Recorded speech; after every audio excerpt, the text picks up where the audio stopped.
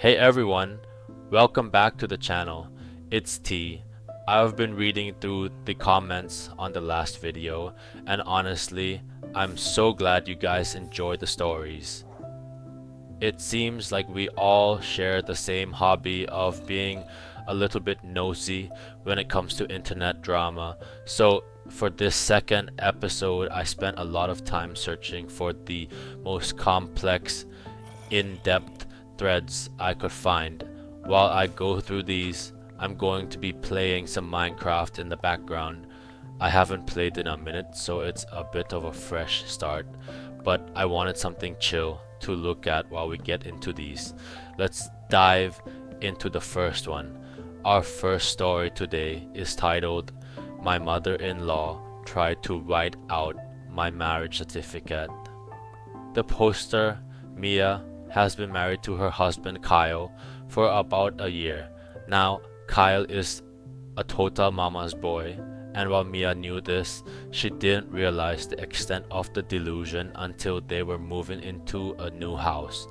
Mia found a box of important documents that her mother-in-law, Diane, had been quote-unquote safekeeping for them in her basement. While sorting through the birth certificates and tax forms, Mia found their original marriage license from the city clerk. But when she looked at it, her stomach just dropped. There was a thin, crusty line of white out over Mia's signature. And get this, whoever did had tried to faintly pencil in the name of Kyle's high school ex-girlfriend, Brittany, right over the white out. When you really break this down, it is absolutely terrifying. This isn't just a mother-in-law who doesn't like the wife. This is a woman who is literally trying to manifest a different reality through a legal document. It shows a complete lack of respect for Kyle's autonomy as an adult. Diane didn't just want Mia gone, she wanted to rewrite history so that Mia never existed at all. The fact that she chose the high school ex-girlfriend is also very telling. It suggests Diane wants to go back to a time when she had total control over Kyle's life, back when he lived under her roof and didn't have a wife to prioritize. When Mia confronted Kyle, his reaction was almost as bad as the whiteout itself. He laughed. He actually chuckled and said, "Oh, that's just Diane being quirky. You know she always wanted me to marry my high school sweetheart. It's just her way of processing things. Don't take it personally." This is a massive red flag called enabling. When a partner calls toxic, borderline criminal behavior a quirk, they are essentially telling you that your boundaries don't matter as much as their parents' comfort. It tells Mia that she is an outsider in her own marriage, and that Kyle is more concerned with keeping the peace with his mother than protecting the sanctity of their legal union. The psychological layer here is deep. Diane is likely a covert narcissist who views Kyle as an extension of herself rather than a separate human being. By whiting out Mia's name, she was performing a symbolic erasure. In her mind, if the paper says someone else's name, then the marriage doesn't count, and she still has the primary claim to Kyle's loyalty.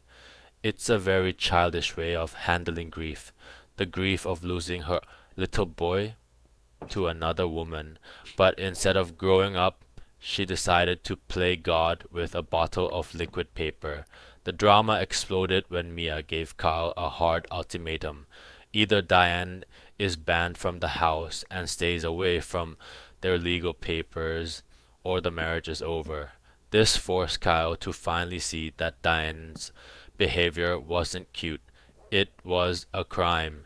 Tampering with a legal document is a felony in most places, and Diane was willing to risk that just to make a point. Kyle, caught in the middle, tried to play both sides for a few days, which only made things worse. He told Diane about the ultimatum, hoping she would apologize, but she did the exact opposite. Diane went nuclear. She started a group chat with Kyle's entire extended family, aunts, cousins, grandparents, claiming Mia was abusing her and trying to isolate Kyle from his history. She painted herself as the victim of a cruel daughter-in-law.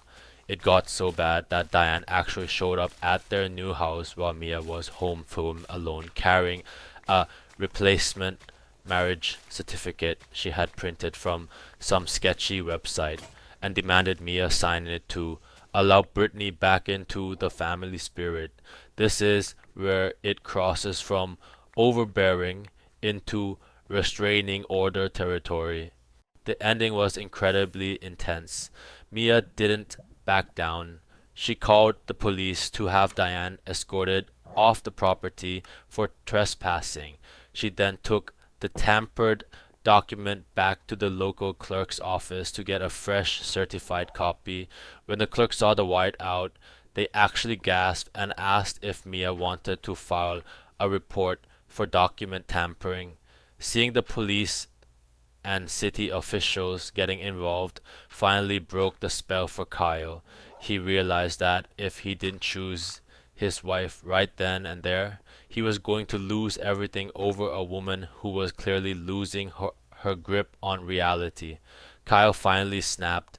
He told Diane she was barred from their lives for 6 months, and they started intensive marriage counseling. Diane is currently mourning her son on Facebook, posting black and white photos of him as a baby with captions like "gone but not forgotten," even though he literally lives 10 minutes away.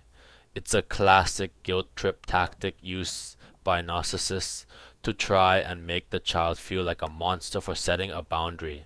My final analysis, honestly, Kyle took way too long to grow a backbone. If your mom is trying to unmarry you with office supplies, the conversation should have been over a long time ago. I'm glad Mia stood her ground and involved the law, because if she hadn't, Diane would have moved on from whiting out documents to whiting out Mia's role in their future children's lives. It's a lesson in not letting family be an excuse for insanity. Story number 2 involves a guy who found out his loyal golden retriever Buster was the reason his relationship ended. His girlfriend, Sarah, spent 2 years trying to convince him that the dog was aggressive and dangerous. She gave him the ultimate "it's me or the dog" ultimatum. Now, usually when a dog hates someone, we say, trust the dog, but Sarah was so good at acting like a saint that the poster actually believed the dog was the problem. He was even planning to rehome Buster to a farm just to save the relationship because he truly loved Sarah and thought she was the one.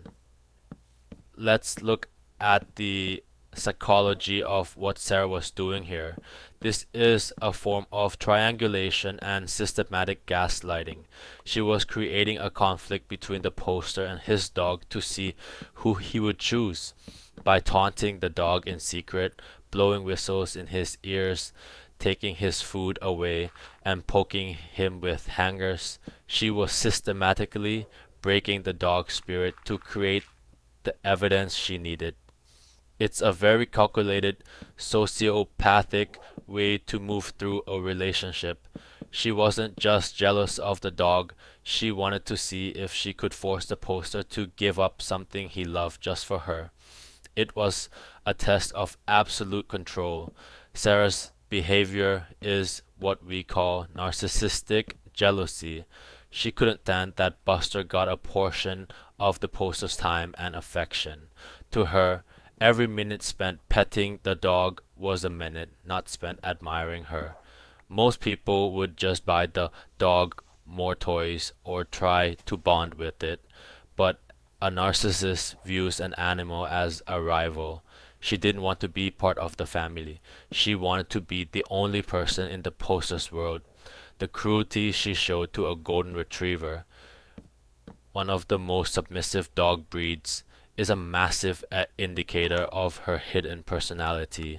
The turning point was when the poster installed a pet camera.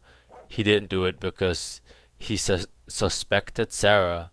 He actually did it because he wanted to see what was triggering Buster's aggression so he could tell a trainer.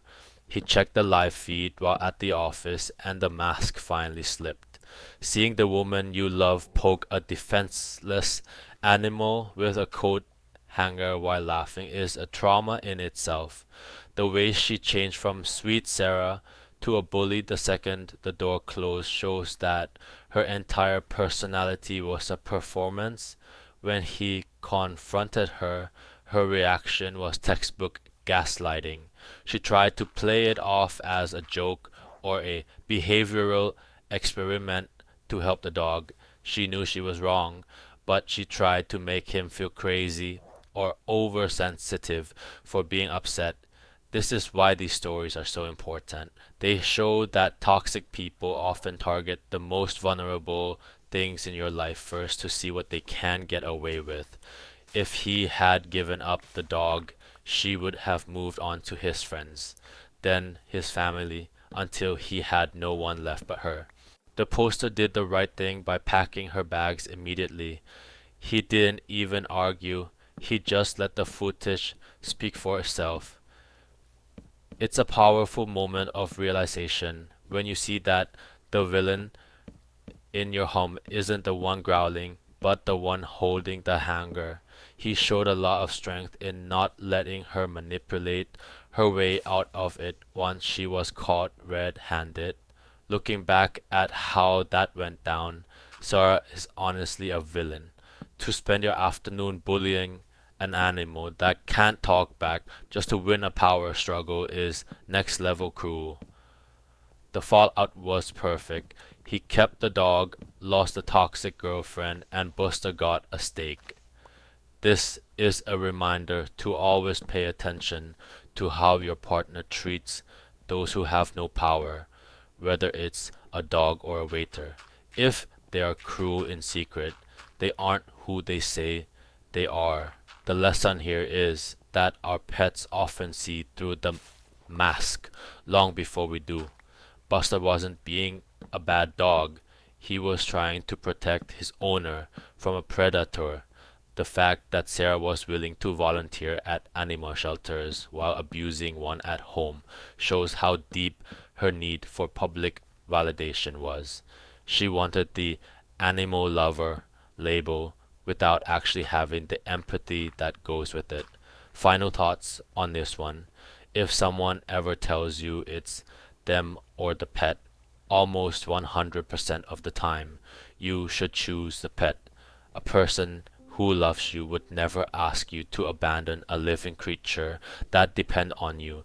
They would work with you to find a solution. Ultimatums are about control, not love. Story number 3 is a massive inheritance drama that split a family in half. A man left his $3 million estate entirely to his daughter, skipping over his 2 older trust fund baby brothers. The brothers spent years being bailed out of trouble, while the daughter worked her way through med school.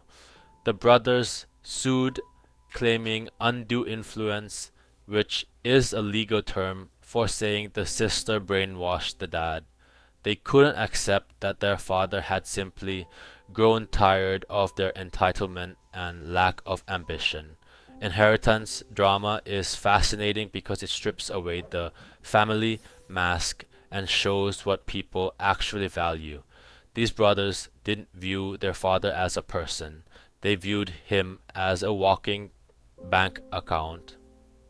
The fact that they were already spending the money and taking out loans against their expected inheritance before he even passed away shows a complete lack of empathy.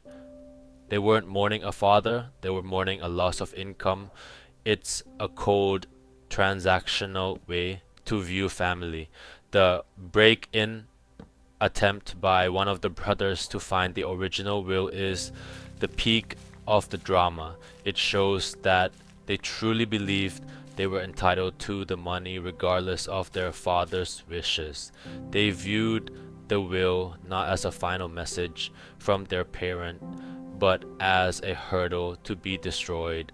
The level of desperation you have to break into your late father's manor while your sister is inside shows that they had zero respect for her safety or the law. They were in a feral state of greed. The brother's mother, the dad's ex-wife, getting involved was another layer of toxic. By going on the local news to smear the daughter, she was trying to use social pressure to force the daughter into a settlement. It's a common tactic in high-stakes family drama. If you can't win in court, try to win in the court of public opinion. They wanted the daughter to feel so ashamed and hated in her hometown that she would just give them the money to make the noise stop. The judge, seeing through this, was the only way this could have ended fairly. The judge looked at the brother's history of being bailed out and the very clear, notarized letters the dad left explaining his choice. He had even recorded a video for the court, which is a brilliant pro move for anyone planning a controversial will. Seeing a dead man speak from the grave to tell his sons they are lazy and ungrateful is pretty hard to argue with in a courtroom.